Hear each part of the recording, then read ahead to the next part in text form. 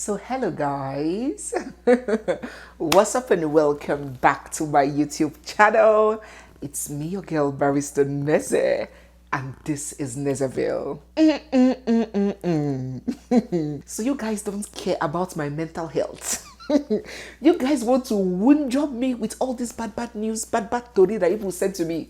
And say, Neze, please react to this news. Please react to this story. I want to get your thoughts on this news. You guys don't care about my mental health?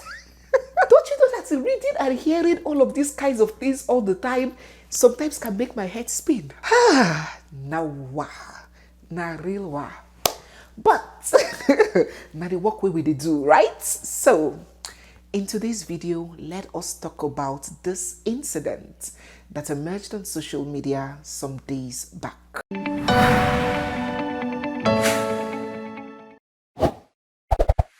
So while strolling through the lush gardens of social media, I came across this video of a lady who looked like she just came back from a meet and greet with Mike Tyson. Eyes terribly swollen, nose bleeding, lips torn apart. And my first instinct was that, oh, she must have been a victim of mob action. I was like, oh my God, when will jungle justice stop in this country? Until I scrolled left and then I heard her speaking and crying.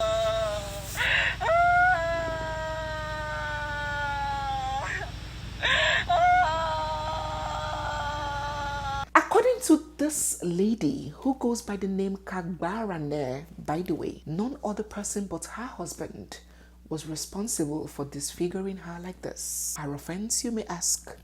I'll tell you her offense. Her offense was that she wore a sleeveless top, like all these tops that have little hands, a tank top, to go pick up their children from school. And when she got back, her husband pounced on her, pummeling her like a wild animal in the face until she got to this state. When the story, news and video got out, a lot of people were visibly upset. Men and women, furious. Because no right-thinking person, no sane human being, no person that does not do this same thing to their spouse will ever be happy to see a fellow human being dehumanized in this manner. So social media was buzzing, and before long, some human rights groups showed interest in the case. And so the next video that we were expecting to see was maybe the man getting apprehended, arrested, or maybe charged to court. But what we saw, my dear people of God, my mouth is too heavy to narrate it. So let's play the video so you can hear it just as I did. Against my husband's order is what led to what he's doing, what happened to me, what he did to me. Okay, so first, this statement started with her, the victim, the person that was beaten and injured and wounded, taking responsibility for the actions of her assailants. That it is not her husband's fault, but it is her refusal to take her husband's orders that led to him busting her eye open into two like this. All right, let us go on. He has never done a thing like this to me since we got married. After the incident, he has... Okay, then denial of precedence. Okay, so it doesn't look like this is a pattern. He has never done a thing like this to me before since we got married. The first time somebody laid hand on you, he punched your face to this manner. It's all right, sis. Let us go ahead. Taking me to Central Government Hospital and in Warri for proper medical checkup and treatment. The result proved negative against my thoughts. So he has taken you to the hospital. That means she is trying to explain how caring and loving her assailant is. That despite her stubbornness, her refusal to take orders, the man was so generous, so magnanimous, so kind, so God-fearing, that he still took her to the hospital for medical checkup. Someone give that guy a trophy. Someone send a hot bottle of Gouda to that gentleman for me. Wow, what a hero. Let us continue. My sights are perfectly in order. Hey, see, of all the things you have been saying, sis, I never took offense. But na small thing they vex me. Oh. Don't go down this road with me, my darling sister. You say your sights are perfectly in order. Which order? I can't see your lens. I can't see your retina. I can't see your cornea. I can't see nothing inside your eye. And you say they are perfectly ordered. This anumpam punched you in the eye. Your eyes are not visible. Your eyeballs are not visible again. And you say your eyes are perfectly in order. Please, ladies and gentlemen, did I drink ogogoro? Can't I see well again? Because what I am seeing and what this lady is reading right here are in sharp contrast. Let me know down in the comment section whether I'm seeing double. Man, let us go on.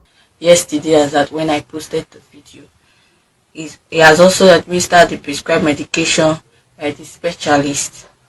I also wanted to inform the general public that I am at my matrimonial home in peace. She is at her matrimonial home. Oh God. Hi. Take me to Pluto. Take me to Jupiter. I am tired of you people, human beings on earth. I am tired of all of you. She said that she is in her matrimonial home. Lala, Nwunye Chief is sitting presently in her matrimonial home. Where are you? Are you in your matrimonial home? Because she is. Okay, no. And we're taken care of. You're well taken care of. This is not supposed to be a funny issue. Forget that I'm trying to just lighten up the mood. She said she's in a matrimonial home and is well taken care of course, by no other person but the launcher of the assaults. All right. Who, of course, is responsible for writing this thesis for her to read. Because if it was her own free will and volition, she wouldn't need to read from a script. All right. My affected side has deflected drastically for less than what you saw in the initial video. And finally, I thank everyone who actually showed concern and interest and well-being of women, and for me also. I actually thank everyone for the good deed and your comment and everything. I must testify that I have not regretted marrying my husband, Mr. Levinus. Mr. Levinus, if you are watching me, hey, Amadioha, where are you when we need you? Shango, where are you when your services are needed? Just give me one strike, just one, please. Levinus, Amadioha, do me this favor. Oh. And he has not, he never wanted to harm me. Yes, of course, he just wanted to pet you. He just wanted to play football on your face. He didn't want to harm you. The natural consequence of punching a woman in the eyes is to demonstrate love and affection, not harm. Please take note of that. And I also don't want any harm to him via this issue online. Okay, next thing is to protect the assailant. She said that she does not want any harm to come to him, as he didn't mean to harm her. So both your putting mouths, your arrest, hold it there. Nothing should come close to him. All right. Stress also because of this issue. So I repeat, I, Mrs. Peace Levinus, order that no one or organization or bloggers or individual should harm or further stress my lovely husband. Hey! Pour me water. Yeah. Pour me water. Awala mo. Oti kumi o. Oh, moku o. Hey. Oti remi o. Hey. Moku. I, Mrs. Lolo Iyawo Levinus, thereby give an order that no organization person should ever come near my darling, lovely husband, Mr. Levinus. She even gave her full matrimonial name. Can you see what we are talking about? But let us finish the video. We're almost done. I repeat, I, Mrs. Peace Levinus, order that no one or organization or bloggers or individual should harm or further stress my lovely husband, Mr. Levinus, because of this matter, because I also had my part in this situation. I will always stand by him forever and see God's purpose for our family fulfilled, because there's no perfection in human flesh. We all make mistakes.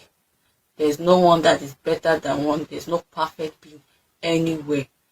So I really fully make this presentation. There are some people that are better than some. Oh, no perfect human being, man. Not the type that will be punching the wife in the face and you are online saying, my lovely husband, my perfect husband, my yawo husband. I really fully make this presentation to avoid any further realization from bloggers, reactions from bloggers, individuals. Who heard Mr. Lividus at the background? Reaction. God have mercy. Individual or organization against him. So those that have been posting or doing all manners should please stop. We won't stop. I'm in peace with my husband. We won't stop. And as you can see, my sight is getting better, my eyes is getting better, the pain has relieved me. I'm taking medication, so I don't need any harm to him because of this issue. Thank you. Olúwa ẹ gbà mí o, mama make atusude ẹ gbà mí o, ẹ gbà mí. Hey. Do you guys understand that we have a big problem? We have a fundamental problem in Nigeria and some other parts of Africa. It is extremely sad. It is deep, rooted so deep, so entrenched that it is almost a hopeless situation. It is unfortunate, to say the least. How can a country where violence is normalized thrive or grow or develop? It is not possible. A country that does not award dignity to a human being, where the life and the well-being of a human being is secondary, that country would keep going in circles and there will be no growth, no advancement. A country where something as serious as domestic violence, spousal assault and abuse, one of the leading causes of deaths in marriages, where something as serious and severe as that is treated with rubber gloves, is treated as a domestic issue, is treated as a family matter, is treated as a private encounter. What kind of development, what kind of advancement, what kind of standard of living would you expect in such a place? Because it is like a zoo. You understand? It is only a zoo, in a zoo, where a lion can just go and pounce on a tiger and they will fight and nothing will happen. Nobody will be called account. The lion will just go and tear the tiger and wound the tiger and nothing will happen. That is a forest. What kind of country in the world in 2025, in the 21st century, where individuals have the ability to forgive felonies, to forgive attempted murder, to forgive violation and rape of children, to inject truants back into the society to hurt others because you have forgiven? Ha! We are in trouble. Are you guys aware of the level of trouble we are in? A few days ago, a husband, a man in Anambra State, poured kerosene, or is it petrol, on his wife and set her ablaze, and she burned to death. What has Enoch got to do with Enoch? So no so I'm going to come on. Why not? I won't for the name. So What is your lighter? Yes. When you lighter on a morning when you are So if I out of temper. Out of temper, out of anger. Can you feel a man now? Can feel a little Where I come now? I don't know when you give money and take care of natural expenses in the house. Some people allege that the woman told them that there was a time you told your wife that one day that you will pour fuel on her and there was a case of one day you your wife. Your children said that. Yes. Or if I fall out of temper, I don't know when I did it. In short, there's a spirit that came into me. I don't know when I did it. And now that you've done it and she's dead, how do you feel? You feel happy? I feel so bad because I love her so much. Then can feeling bad bring her back to life? No. See, if you are tired of a woman, I think the right thing to do is to send her packing. Or you leave the house. Why? Instead of killing her. I'm not tired of her. You're not tired of her and you had the impetus, the guts to pour fuel on her and leave the lighter. The time you went, it took you to go and get the fuel. You didn't change your mind. I did not go anywhere. The time it took you to go and get the lighter didn't equally change your mind.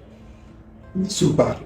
No, feeling so bad is not the answer to what I just asked you. What are you expecting now? Can you expect? Not when children. You do what? Give me Chiziki. After wine. I don't know if she will die. Ebuka, children, Ebuka. If I took one, fine. I'm very sorry for all of you. I did what is wrong. So what do you have to tell other men that have an issue of anger? I'm trying to tell everybody that everyone should control his anger. So I couldn't control my own. I watched that video, goosebumps all over me. The woman was crying. EJDO, meaning the journey of marriage. Look at what the journey of marriage has led me to. She was burnt beyond recognition. She passed in the hospital.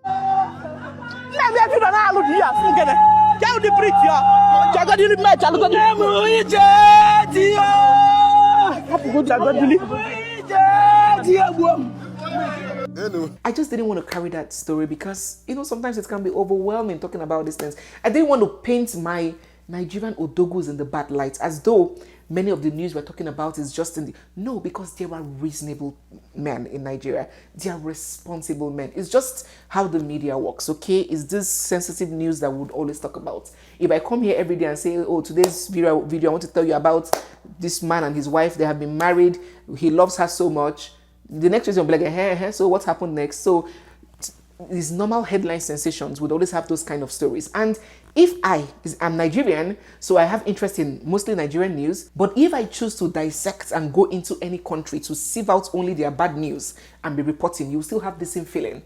So it's not like it's only in Nigeria that bad things happen. Bad things, evil people exist everywhere. It's just that outcomes, prevalence, and maybe repercussions differ. They may vary from place to place, but these things happen. So we had this man that eliminated his wife, and when he was asked, he was like, I didn't mean to. Okay, you didn't know that when you pour petrol and so on and light the person, what were your thoughts? What did you expect will happen? That she will sing and what exactly what is the natural consequence of setting your fellow human being ablaze? And we had the Anambra State Commissioner for Women Affairs. We had police officers and, he was being picked up. And I'm like, this is good development that he's picked up. But it is also in the news that this man has been beating this woman. Why must we always be reactive? Why are we never proactive in anything in our lives? You see a gutter open, a sewage tank, and they will leave it there until somebody falls inside there and dies. The next day, you see local government council coming to block it. You will see bad road, a death trap on an express. It will not be fixed until someone dies. You see a pole hanging in the middle of the road. The pole has bent like this. A disaster waiting to happen. Nobody will take action until it falls and kills somebody. Then you will see NEPA the next day coming to take it out. And you are wondering, why do we have to wait for disaster before we take action? So now the government was so quick to pick up that man that burnt his wife. But it didn't start as burning. It started as this silly, I don't know what to call her, as this woman now getting almost blinded. And it's being allowed to be settled as a family issue. Then, when he kills her tomorrow, then police and government and everybody will come up, medicine after death. The same thing happened with Osinachi's case. We cannot count them. Why must we always solve our problems from the rear? You know, I've told you guys time and again that human beings are animals. Even in science, they call us animals, right? But the more superior animal, right? Science told us that we were all apes and we evolved, right? Charles Darwin and his theory of evolution. But even aside from that theory, human beings are a more sophisticated animal. But you see, those animalistic tendencies are still in us and will manifest more where there are no consequences. Excessiveness will always thrive in the absence of consequence. Even with our children, for those of us that are parents, you know that sometimes you need to apply consequence management even in the home front to check the behavior of the children. Even at the workplace, consequence management, you get a query. You're late for work, you get a query. After 2-3 queries, you get a suspension. And of course, consequence management, it grows with every action. And after your suspension, you might be laid off. Consequence management checks human beings. If not, human beings are animals. I'm a sweet tooth. I love my chocolate. I love my cupcakes. I'm not a food person. Those that know me know that I'm not a food person. Back then in university, you can never see me cooking anything. If you come to my house, if you come to my room or is it lodge hostel, you know that you will not eat food. Because if you tell me you're hungry, I'll tell you to go and you will drink cornflakes. Those are the kind of food I eat. Cornflakes, cake, all those sweet things. That's what I like. I can stay days. I cook now as a matter of responsibility, not hobby. Because I know that I have to feed my husband well, I have to feed my children well, so it's a duty. I'm not a food person, but you see, sweets, oh my God, I can eat all those sweet things. But there are consequences that come for me. I start to gain mad weights, mad crazy weights. I start to have breakouts all over my face. My skin changes. I change entirely. Now, because of that consequence, I have to check my actions. I have to take precaution with ingesting those things that give me a bad and negative consequence. If I can be assured that I will not get fat eating those things, and I don't have a chance of ever getting diabetes in my life, and I will never break out, if there are no single consequences for me, I would eat chocolate every day. But you know what checks me? The consequences. When human beings have no consequences, when a man knows that he will beat his wife, cheat on her, vomit on her, or a woman knows that she can do anything and the person will still stay there and even read apology notes defending you, without the fear of God, you will do and undo because there is nothing to lose. But if you know that you can lose your job, you can lose your license, you can lose your house, you can lose your children, you can lose your marriage, there is a lot to lose. There will still be incidences, but it will be checked. It will not be rampant. A society with no consequences. Don't give me the word provoked. He was provoked. He lost his temper. I worked in the bank where during MPR, if you have ever been a banker in Nigeria, you would dread that day called MPR, performance review, where everybody from all the regions, all the areas will come together. Bosses from the head office will come there and you will stand in front of everybody and present your figures. Your figures will be speaking for you. You present your achievements. You present your attainments vis-a-vis your budgets. You come and see what they do to people's husbands there. They stand you up, they wash you down. Women, regional managers will sit down there. You will stand up as a 40-something-year-old man with wife and children. They will wash you down. Some women, so nasty, they'll tell you that if not the bank, would you be able to afford the suit you're wearing? They will talk, they will provoke the hell out of you. But you see the man there, he will stand there like this and take all the insults. Because there are consequences if he does otherwise. Do you think he didn't feel like punching those women in the face? We apply for visas and at the visa office, we are the most cool and collected person. No matter how much we are talked to, no matter how badly we are spoken to, we all of a sudden know how to take the insults. Why? Because there are consequences. Go there and fight now. Go there and shout now. And a soldier will shout on you and almost flog you with belts, and you'll be saying, "Hi, Ogami, it's okay," that you'll be smiling. Even if it's a female soldier, the self-discipline will kick in immediately. There is nothing like she pushed me to the wall for you to be punching your wife in the face. That same, it's supposed to be like a switch now. Since you have no control, you don't have I lost my temper, you cannot go. That means even in the office, you'll be losing it now, you'll be beating your colleagues now. Oh, but you can apply self-control and discipline in other places. But when it comes to your wife, When it comes to the house, then all of a sudden that switch does not work again. No consequences. And that brings me to the next point, a culture. This has almost become a culture that a lot of people saw their fathers do to their mothers. We almost have a culture of oppression. Your power or your worth is not exerted enough until it is oppressive. We as black people back home are almost built to believe that power means oppression, that authority means oppression. So the police would always oppress the youth. So politicians will always oppress their subjects. So husbands without sense would always find themselves oppressing their wives. That is the only way to exert your authority. It is almost acceptable to wield force against others to show authority. And any system, people like this, any system that checks their excesses, they demonize that system and they start crying, Western culture, Western culture, Western culture. What did Western culture do to you? Any system that does not support you pummeling your wife like a dog and ending it all in I'm sorry is evil. And that's why I'm very wary of people who excessively cry, Western culture, Western culture. I am a very cultural person myself. Those that know me know my background. I was born and raised in culture, and I love customs. I love our uniqueness. I love traditions. I'm so cultural that none of my children even have English names. I give them 2 or 3 native names. I love to follow in the cultural ways of my people, but not when they are oppressive, not when they punish or harm others. Western culture didn't do anything to you. You are just an aggressor that does not want to be checked for your behavior. You want excessive liberty to wield torture on other people. So when you see a fanatic overquoting culture, African culture, I want African culture, look well.